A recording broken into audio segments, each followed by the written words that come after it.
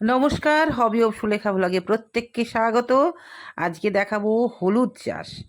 বিগত বছরে নারকেলের ছোবায় হলুদ চাষ আর আদা চাষ করেছিলাম।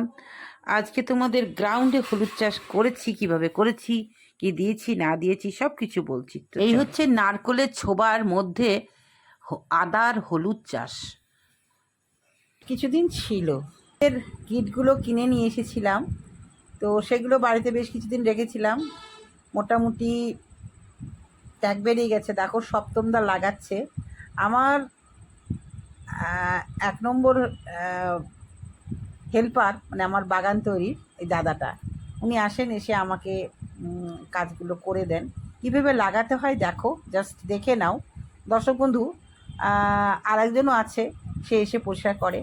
এই 2-3 জন আছে যেটা আমাকে খুব সাহায্য করে, কারণ আমি এখন বড় বড় জায়গা ধরেছি, তো তাই কিচ্ছু দেওয়া হয়নি, জাস্ট মাটিটা খুঁড়ে এই রোপণ করে দেওয়া হয়েছে। এইভাবেও হলুদ লাগাতে পারো, অথবা তোমরা যদি মনে করো যে বস্তার মধ্যে মাটি ছাড়া হলুদ লাগাবো, তাও লাগাতে পারো। সেই বিগত আমার বছরের হলুদ যেভাবে লাগিয়েছেন দেখতে পারো, বা আমি মুখে বলে দিচ্ছি। বস্তার মধ্যে ওই নারকেলের ছোবাগুলো একে একে একে সেট আপ করে, তোমার এই যে রোপণ করা গাছ যখন বড় হয়ে যাবে তখন তুলে ওর মধ্যে লাগিয়ে দিতে হবে।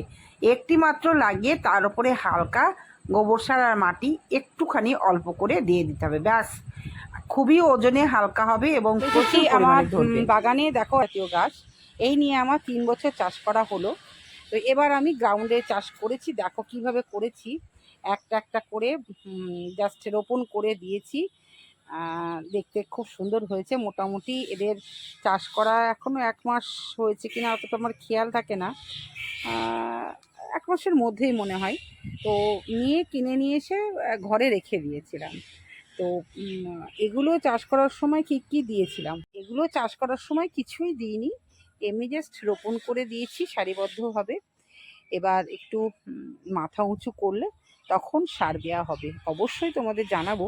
কোনো সার যদি আমি দিই তাহলে জানাবো। তো কিভাবে লাগিয়েছি দেখো, কতটা অন্তর অন্তর লাগিয়েছি, এবং প্রতিটা হয়ে গেছে। পা দিয়ে হয়তো এক একটা কেটে গেছে, হয়তো পরিষ্কার করতে এসে এক একটা কেটে গেছে। তো দেখতে খুব সুন্দর হয়েছে, ভীষণই ভালো লাগছে দর্শক বন্ধু। এই এমন একটা জিনিস যে এটা না দিলে কিন্তু তরকারির একদম কালার থাকবে না, এবং এটা খাওয়া একান্ত দরকার। যেমন উদ্ভিদের দরকার কোনো ছত্রাকনাশক হিসাবে হলুদ আমরা দিই, তাই না, বা কীটনাশক হিসাবে, তেমনি আমাদের শরীরেও শাক সবজি রান্না করতে গেলে বা যে কোনো তরকারি রান্না করতে গেলে এটা ছাড়া কিন্তু হয় না। তাই এটা আমরা কি করি, গ্রামের মানুষেরা কেজি কেজি কিনে পাউডার করে সেটা আমরা ব্যবহার করি। ছোটোবেলায় দেখতাম যে গোটা গোটা যেটা আমরা বিয়েতে ব্যবহার করি, গোটা হলুদ, সেটা কিন্তু ভিজিয়ে বাটা হতো। ছোটোবেলায় আমরা দেখতাম, আমরাই কত বেটে রান্না করেছি। তারপরে উঠলো হলুদের গুঁড়ো। তো এখন আমরা কি করব, বাড়িতে চাষ করে সেটাকে ভালো করে একটু সেদ্ধ করে নিয়ে তারপরে মেশিনে গিয়ে গুঁড়ো করে নেব। এটা একান্ত দরকার, এটা না হলে কিন্তু আমাদের একদম চলবে না। তাই আমরা যদি বছরের মশলাটা নিজেরাই একটু চাষ করে নিই, ভীষণই ভালো হবে, তাই না? তো আমি সব রকমই চাষ করছি দর্শক বন্ধু। হলুদ তো চাষ আমি করেছি, এরপরে আদা চাষ করব। কিনে আনা হয়ে গেছে, নলটাও বেরিয়ে গেছে, মানে কলটা বেরিয়ে গেছে, ভ্রূণটা যেটা বেরোয়, ভ্রূণ মূল যেটাকে বলে, লাগিয়ে দেবো। তো কী এরপরে দিচ্ছি সেটা অবশ্যই দেখাবো। তো চলো প্রতিটা কাছাকাছি দেখি, দেখতে কেমন হয়েছে। তোমরা দেখো, অবশ্যই কমেন্টের মাধ্যমে জানাবে যে কেমন হয়েছে। আর আমার এই উদ্যোগ সব রকম চাষ করা, সেটা তোমাদের কেমন লাগছে মিষ্টি কমেন্টের মাধ্যমে জানাবে। কারণ দেখো, আমি মহিলা হতে পারি, কিন্তু আমার মন প্রাণ পুরো চাষির ভিত্তিক। মানে চাষিরা যেমন সব রকম সবজি থেকে মশলা থেকে বাড়িতে সব রকম চাষ করে, খুব ভালো লাগে। ঘরের জিনিস ভীষণই ভীষণই মনকে আনন্দ দেয়।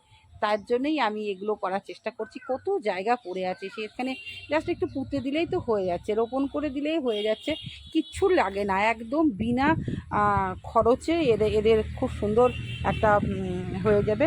এটা যতই হোক আমরা এটাকে মূল বলি, কিন্তু মূল না, এটা হচ্ছে কাণ্ড।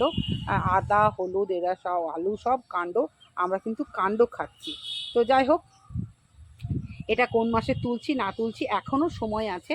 তোমরা চাইলে এটাকে বাজার থেকে বীজ কিনে তোমরা লাগাতে পারো, কারণ আমাকে একজন ভদ্রলোক এনে দিয়েছে খুব কম দামে, একদম কম দামে আমাকে এনে দিয়েছে।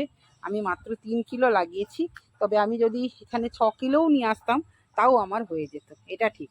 কারণ এবছর যে মাপটা আমি করলাম, সামনেবার আরও বেশি নেব, তাহলে আমার ভালো হবে, কারণ আমারই তো থাকছে, উপরন্তু আমি আবার কিছু কিনবো তাহলেই হবে। খুব কষ্ট, মশাই সব সময় মশা কামড়ায়, মানে বাগানে আসার উপায় নেই। খুব কষ্ট করে ভিডিওটা করলাম, অবশ্যই জানাবে কেমন লাগলো। আর নতুন বন্ধুর প্রতি তো আবদার রইলো, চ্যানেলটাকে সাবস্ক্রাইব করে পাশে থাকবে। আবারও দেখা হবে পরের ভিডিও।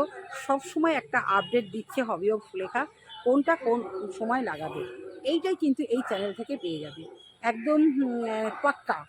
যে আমি যেমন শুরু করেছিলাম সকলের ছাদ বাগান দিয়ে, তবে একটা কথা, সকলের ছাদ বাগান দেখালে তো আমাদের চলবে না। ছাদ বাগানের থেকে সবথেকে বড় কথা, কোন জিনিসটা কোন সময় রোপণ করতে হবে, কোনটা কি খেতে দিতে হবে, কি পরিচর্যা করতে হবে, এইটাই কিন্তু আমরা দেব আমাদের চ্যানেলের মাধ্যমে, শুধু দর্শক বন্ধুদের কাছে পৌঁছে যাব। তাহলে কি হবে, দর্শক আমাদের তো উপকার হচ্ছে, তার সাথে আমার দর্শক বন্ধুদেরও উপকার হবে।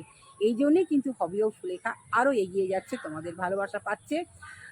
নতুন বন্ধু থাকলে আবদার রইল, চ্যানেলটাকে সাবস্ক্রাইব করে পাশে থাকবে। আজকে আসি, টাটা।